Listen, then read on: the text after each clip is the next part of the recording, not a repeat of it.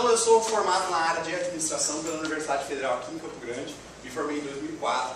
Quando eu estava fazendo administração, eu participei de um negócio que tinha ali, que era a tal da Empresa Júnior da UFMS. A Empresa Júnior é uma iniciativa muito legal que a gente tem nos cursos de graduação, porque é uma oportunidade do aluno pegar aquele conhecimento que o professor está passando, aquela teoria pesada, etc.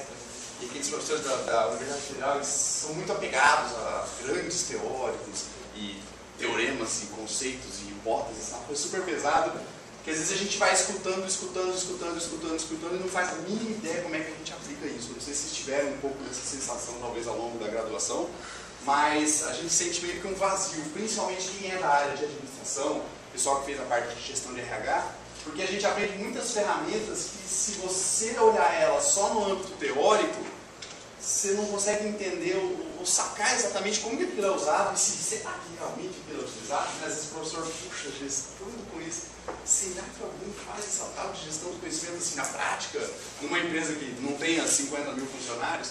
Então, assim, para a gente da área de gestão fica um pouco desse vazio. E a Empresa Júnior é uma oportunidade ao longo da graduação de você pegar aquelas ideias e aquelas teorias e trazê-las para a prática. Então é uma empresa que é coordenada, conduzida pelos próprios alunos, e os alunos também desenvolvem projetos de consultoria. Como a nossa Empresa Júnior era da área de economia e administração, a gente atendia normalmente empresas. Fazia pesquisas de mercado, análise de viabilidade econômica, ferramentas, planos de negócio, ferramentas que a gente aprende ao longo do curso de gestão e que ali a gente pôde colocar em prática. Então, tive uma experiência bem legal como acadêmico participando da Empresa Júnior. Saindo da graduação, eu fiz uma pós-graduação em gestão empresarial pela Fundação Getúlio Vargas. Daí eu falei para vocês que eu vou tentar abordar áreas diferentes, mas administração e gestão empresarial são sinônimos. Então, na verdade, quando eu entrei na minha pós-graduação, o que eu fiz foi, em cada uma das áreas da administração, me aprofundar um pouco mais. Na pós-graduação também, eu sempre gosto de ressaltar, vocês são uma turma que está começando, eu vou falar um pouco sobre o curso, de forma geral também, mas na pós-graduação é um momento que a gente tem que começar a se soltar um pouquinho daquela ideia de o professor vai chegar ali na frente, vai apresentar a aula, a gente vai ouvir, anotar e fazer prova para ver se a gente aprendeu e ir embora. Essa lógica de educação e de aprendizado ela tem que mudar e tem que mudar bastante quando a gente está na pós-graduação. Então, quando eu fiz a minha pós-graduação, o que foi muito bacana foi, além das aulas, tive alguns professores bons, tive alguns professores muito ruins, eu gosto de falar isso também, porque às vezes a gente fala, não, fiz na FGV, só professor bom, etc. Não, tinha professores muito bons, professores muito ruins, tinha professores com quem eu me identificava e achava que o que os caras estavam trazendo valia muito a pena, e professores que não tanto. Então, a gente tem que ter esse filtro, essa visão. E, principalmente, aproveitar a pós-graduação para a gente escolher que áreas, de repente, dentro, a gente vai falar de gestão de pessoas, vocês vão ver que são áreas bastante diferentes, mesmo que a gente ainda esteja tratando de recursos humanos de uma forma geral. Mas a gente conseguir enxergar que áreas a gente pode se dedicar, se aprofundar e conhecer um pouquinho melhor. Então, tentem usar essa lógica nas aulas, pode começar hoje aqui, né? E aí cada professor vai ter bastante coisa para agregar, para trazer de experiência, suga bastante essa informação. Tentem não se restringir aos professores também, que a gente vai ter uma palestra hoje que 9h30, o coordenador da pós-graduação vai falar um pouquinho sobre o WebQuest. Eu não sei se de repente alguém já introduziu para vocês ou não. Ótimo, ele vai introduzir o que é o WebQuest. Mas é uma espécie de quest, é missão, tarefa, é uma espécie de missão que vai ser passada para vocês no intervalo entre encontros. Porque a gente tem um encontro nos sábados, né? Normalmente é quinzenalmente, salvo um feriado, alguma coisa. Então vocês vão ter essas missões no meio do caminho. Tentem aproveitar essas coisas. Vai ter uma minha também. E claro, isso vai ser cobrado nota, toda a parte formal. Mas tentem aproveitar isso para pesquisar e ir um pouquinho além da aula. Tá? Isso é uma recomendação que eu faço para vocês também. Aproveitem esse WebQuest, ele é bem pensado, bem elaborado, para que vocês utilizem da ferramenta. Mas eu falei tudo isso para dizer que na pós-graduação a gente começa a se focar um pouquinho mais. A gente está numa sociedade onde a gente tem que se especializar cada vez mais. Embora a gente também precise de conhecimentos generalistas, a gente faz a diferença, a gente cresce profissionalmente, a gente ganha dinheiro quando a gente se especializa. A gente passa a fazer alguma coisa muito melhor do que muita gente. É ali que está o espaço, e isso serve para qualquer área, tenho certeza das que vocês se formaram aí também. Na parte profissional, eu trabalhei na Enersul. Eu trabalhei na Enersul em 2000, 2001, era uma época que estava passando por uma fase pós-privatização. Não sei se vocês lembram das políticas de privatização do Então a Enersul tinha passado pelo processo de privatização, a empresa num espaço recente de tempo tinha saído de quase 2.000 para quase 500 funcionários, então teve um downsizing, que vocês são da área de RH, né? Eu digo que downsizing é um nome elegante para demissão em massa. Então eu pegaram o pessoal na época era a Excelsa, que era a empresa de energia do Espírito Santo, os caras passaram uma ripa ali e falaram que precisavam de muito menos gente do que efetivamente tinha. Na Enersul, eu estava fazendo estágio da faculdade, então eu fui muito feliz. Às vezes a gente pega aqueles estágios meio de escravo, de tirar xerox e tal. Eu peguei alguns desses também, né, nem coloco aí. Mas o da Enersul foi muito bacana porque o meu chefe era um economista e era um cara que tinha uma visão de negócio muito legal. Eu conheci muitos profissionais bacanas na época da Enersul. E esse meu chefe lá dentro, ele me passou missões e tarefas e trabalhos que eram bem no objeto de estudo da administração. Então, logo que eu entrei na Enersul, tive que fazer uma pesquisa de mercado com 8.000 consumidores. Quando eu falo fazer pesquisa de mercado, em partes eu não fiz porque quem foi para a rua efetivamente foram uns motoqueiros contratados, cara. Não motoqueiro tipo do Motoroad, né? O pessoal do mototáxi e tal, foi lá fazer as entrevistas no que eles chamavam na Enersul das unidades consumidoras. Então conversou, coletou tudo num questionário, não foi entrevista, foi a aplicação de questionário. Tudo coletado num questionário e esses questionários vieram para que eu digitasse. Então, 8.000 questionários eu aprendi um pouco. Primeiro a digitar bem mais rápido, né? Era legal que o programa de pesquisa que a gente usava era tudo com números. Então isso fora, tinha uma questão aberta que até hoje eu lembro dela toda noite. Mas eu digitava só os números da resposta, então na época eu não sei ainda como eu não desenvolvi um DORT, né? um LER no braço, né? Digitei muita coisa. E essa pesquisa foi muito legal porque eu aprendi a fazer pesquisa de mercado. Na empresa Júnior era um dos serviços que a gente prestava, fazer pesquisa de mercado. Então eu sempre fiz isso do começo ao fim. E o outro projeto que eu fiz lá dentro foi mais focado na administração ainda, que foi levantamento de processos. Basicamente eu tive que sentar do lado dos eletricistas por alguns dias, para quem é da área de gestão e de administração, meio que imitando o Taylor, né, o nosso pai da administração, sentar do lado dos caras dos eletricistas da Enersul e ficar cronometrando quanto tempo que os caras gastavam para fazer cada tarefa. E aí depois eu levantava quais eram os materiais que eram utilizados. Eu trabalhava na área de serviços técnicos, então era corte, religação, ligação nova, coisas desse tipo que os caras faziam. E aí ficava eu lá, pequenininho, não, sempre fui meio grande, mas lá no cantinho do carro, anotando os tempos, etc. E depois a gente pegou e mapeou todos os processos de serviços técnicos da Enersul. Isso é muita coisa. O nosso mapa de processos inteiro, ele tinha mais ou menos uns 5 metros de largura e uns 3 metros de altura. Então, a forma da gente fazer reuniões, etc., era tudo no chão. E eu achava ótimo aquilo. Eu via aqueles caras do tudo de terno recolhendo assim, a perna para ajoelhar no chão, para mexer. E esse cara, não, tá errado, tira esse processo, coloca aquele processo. E a gente fazia isso tudo num programa que também eu usei por muito tempo, hoje até não uso tanto assim. Eu migrei da área de processos para projetos, já falo disso também. Mas foi um programa que eu aprendi muito. Então a gente fez um levantamento de quanto custava o processo de gestão dos serviços técnicos da Enersul na época. Eu não vou me lembrar o número, era um número grande, tá? Mas foi tipo assim, a gente estimou o processo no papel em 2 milhões. E aí na prática o orçamento era tipo 2,5 milhões, alguma coisa assim. Então foi uma estimativa que eu considero, eu sei que 500 mil é muito grande, mas foi uma estimativa que eu considero que a gente acertou bastante próxima. Até porque o objetivo de fazer esse levantamento todo, do que cada eletricista faz e gasta de tempo, etc., era para que a gente comparasse com uma nova estratégia que a Enersul queria adotar. Estratégia essa que a Enersul adotou em cima desse estudo, que foi a terceirização dos eletricistas. Não sei se vocês já notaram, mas se vai um eletricista da Enersul fazer um serviço, o carro dele não é mais uma viatura da Enersul, é uma viatura a serviço da Enersul. Então esse processo de terceirização, eu sempre digo isso, não fui eu que mandei fazer, não fui eu que mandei nem nada, mas tinha um pezinho meu ali na matemática para ver se valia a pena ou não fazer isso. Então foram 2 projetos que eu fiz ao longo dos 2 anos que eu fiquei lá na Enersul, que eu considero muito bacana, aprendi muita coisa de convivência, muita coisa de cultura de grande empresa, que eu tentei também trazer para a minha realidade. Depois disso eu trabalhei na Financiar Imobiliária. Na verdade eu trabalhei na Financiar Imobiliária em 2 prestações. A primeira prestação foi até antes da Enersul, mas foi um trabalho mais office boy, papelada, documentação, contabilidade, recuperação de custos, mais um trabalho operacional. E depois que eu saí da Enersul, finalzinho da faculdade, começo da vida pós-formado, eu trabalhei de novo na Financiar, mas eu trabalhei como administrador. E a Financiar Imobiliária é uma empresa que, na minha época, tinha cerca de 60 funcionários, tive recentemente lá deve estar com 70, alguma coisa assim. Então era uma empresa de médio porte dentro de todas as medidas. Era uma empresa que tinha um...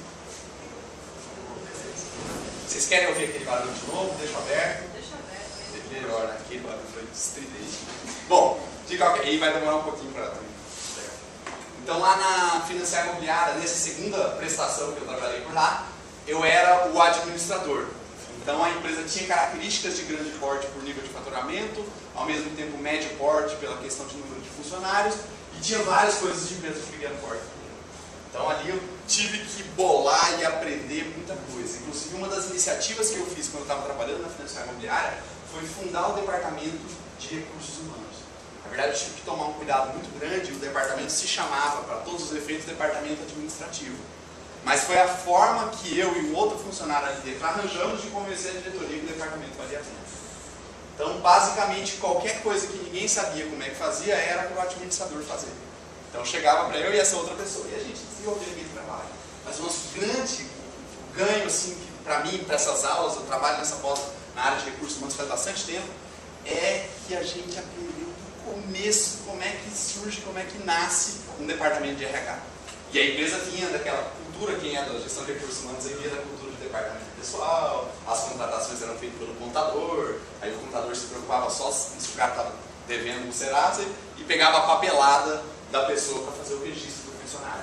Aí a gente implantou umas coisas dessas, assim, quase não muito importantes, tipo análise de gestão de cargo, processo seletivo, fazia recrutamento e seleção de forma sistemática, programas de treinamento, programa de desenvolvimento.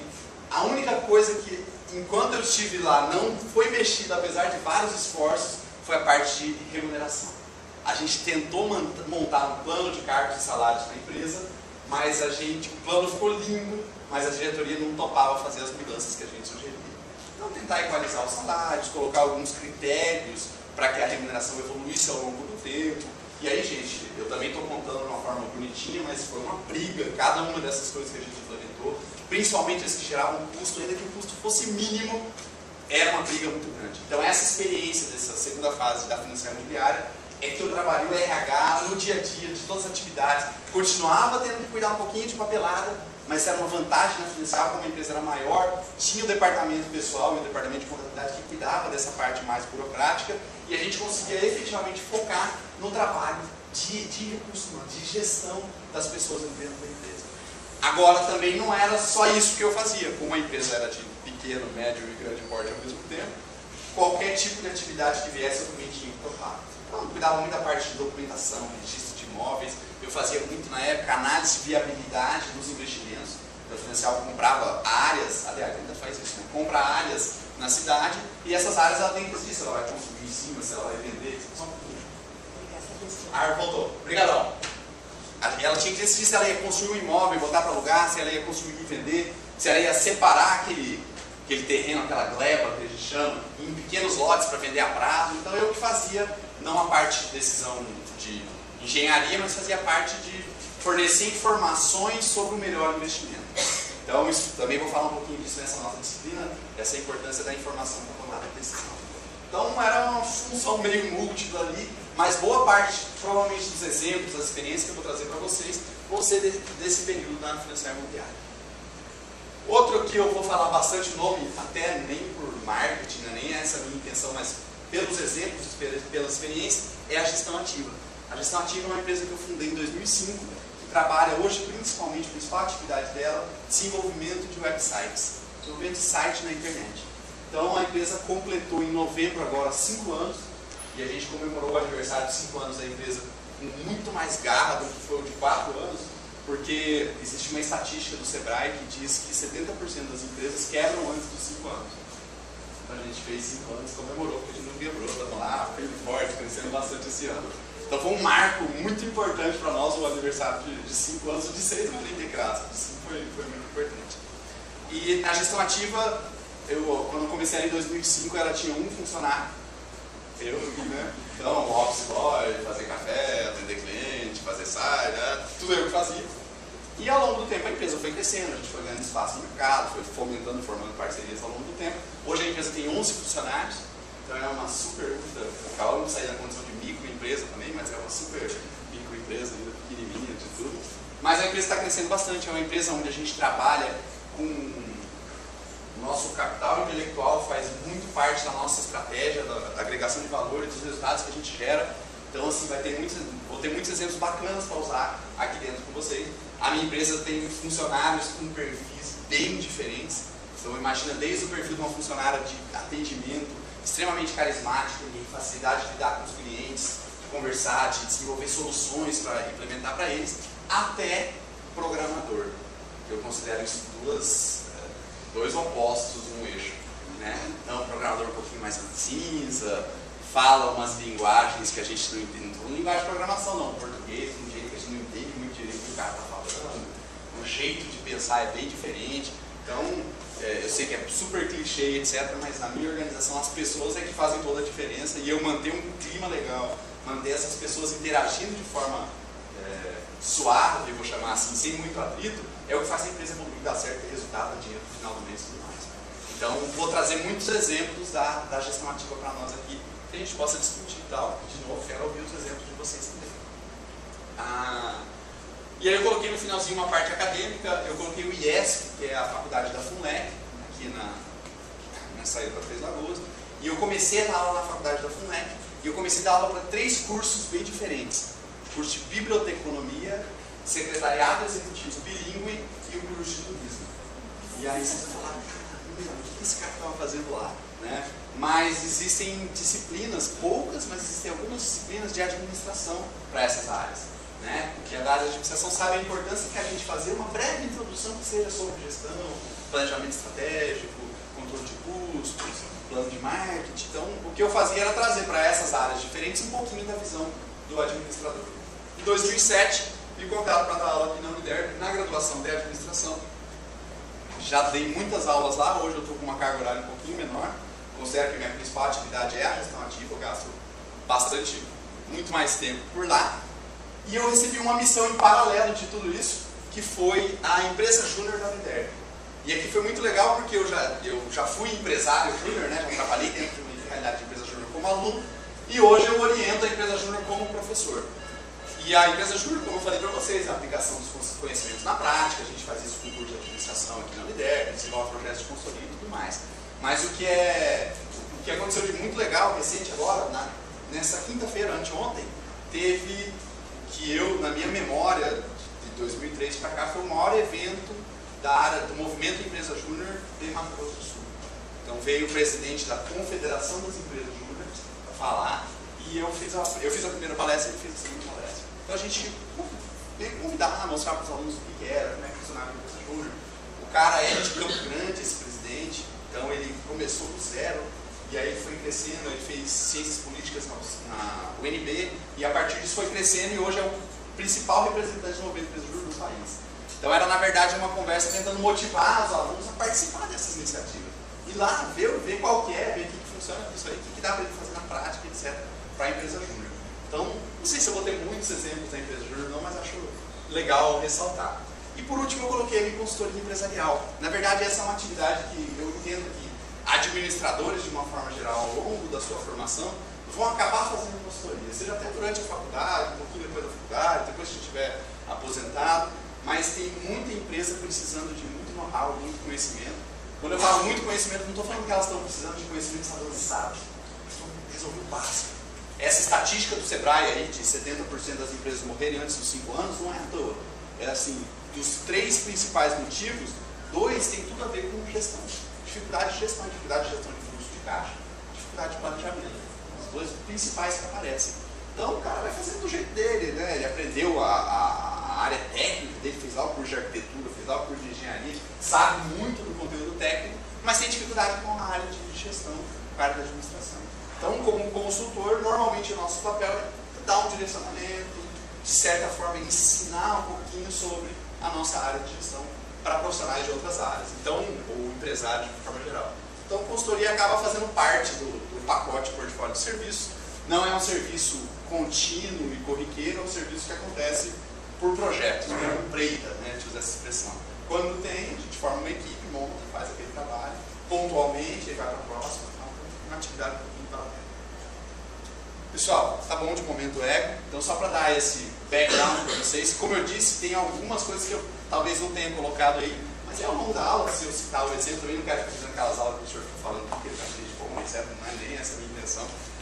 As empresas que faliram, eu nem coloquei na lista aqui e tudo mais, mas se surgiu algum mas exemplo... isso é interessante. É interessante contar, né?